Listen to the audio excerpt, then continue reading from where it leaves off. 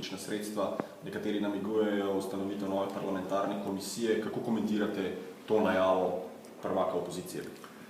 Gre predvsem za sodni primer. Vemo, kako je v pravni državi urejeno. Ti primeri se urejajo v okviru sodnih postopkov.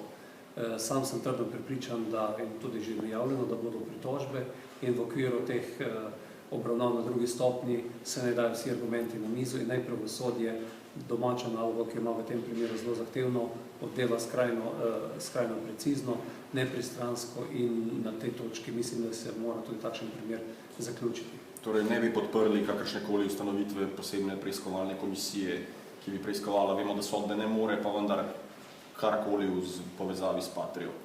V slovenskem prostoru je bilo že kar nekaj preiskovalnih komisij, ki so vezane tudi na orožarske afere in podobno in mislim, da te komisije doslej niso prinesle nobenega dobrega rezultata in bojim se, da bi bilo v tem primeru enako. To pa bi dejansko pomenilo potem politizacijo tega problema. Mislim, da sodi na drugo instanco. Nekako pa je bilo zaslutiti tudi poskus ponovnih zaostrovanj glede trajnosti sodniškega mandata, skratka, da bi lahko SDS nekako v to smer zapeljala pač vso zadevo. O sodstvu in pa delovanju pravosodnega sistema v Sloveniji mislim, da je prav, da se spregovori.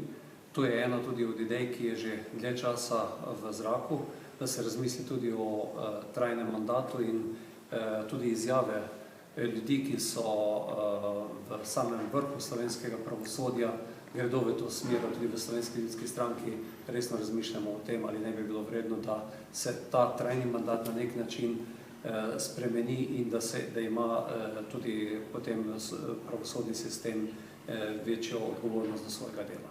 Okay, super.